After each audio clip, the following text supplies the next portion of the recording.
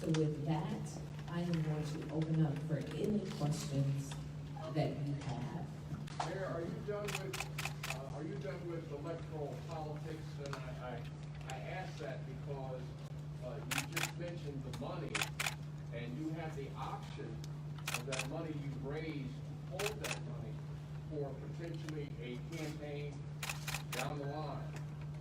Is that possible, or are you going to return those funds, or what's your option?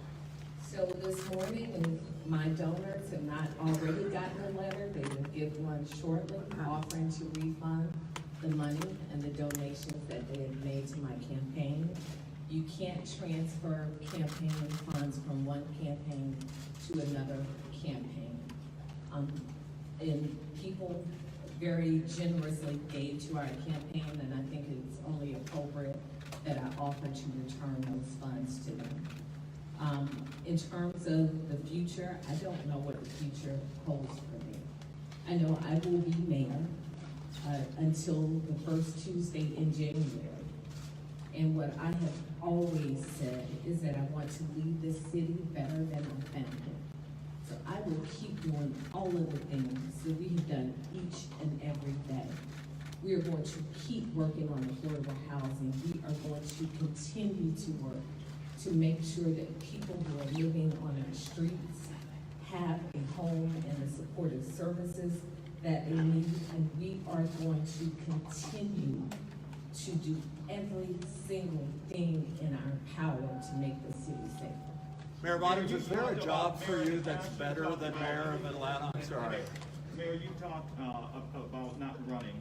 Was there anything in particular that you can point to that you can say that is something that's helping you make this decision, or is this just going on faith? I know you mentioned the faith in praying and talking about this. And a follow-up question, there's a lot of talk about former Mayor Kasim Reed possibly jumping into the race. Your thoughts on that now? So, Dave, the short answer there was not one thing. I've talked about it so much that literally my husband told me he was not going to discuss it with me anymore.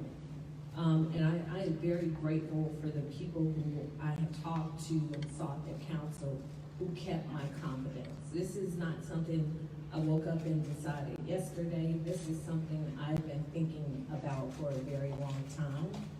And I joke, but really seriously, a tornado came down my street, literally, just a few days ago. And it was just this reminder of moments and things are bigger than one person. And quite honestly, if there were a person who I knew could step up and be the mayor that this city needs, I likely would have made another decision when I was offered a cabinet position. But I wanted to finish what I started, and I didn't see who could step in and lead the city. And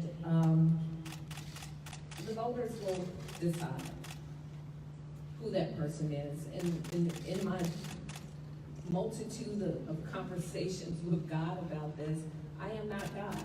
I don't know who else he's speaking to and who else will take us to the next step.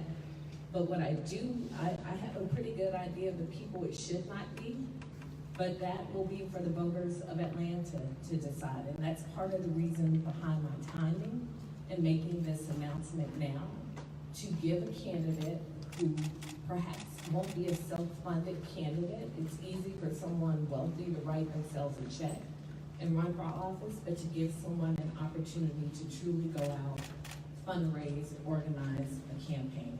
Did you talk to former Mayor Kasim Reed about this at all? About running? No. Mayor, do you think some of the criticism against you has been unfair? That comes with the territory. That comes with, my kids criticized me last night. I mean, I think my house is a microcosm of the electric across this city. One said, "Mommy, I'm so proud of you. That was the best decision." And another one said, "Why would you do that? What are you thinking?" And then another, back and forth. And one said, "You'll never be on time for school again. I hope you know that." So, I can't satisfy my own household, so criticism comes with the job. You shouldn't put yourself out if you can't take the criticism. Mayor Bottoms, is there a light, Mayor Bottoms, is there a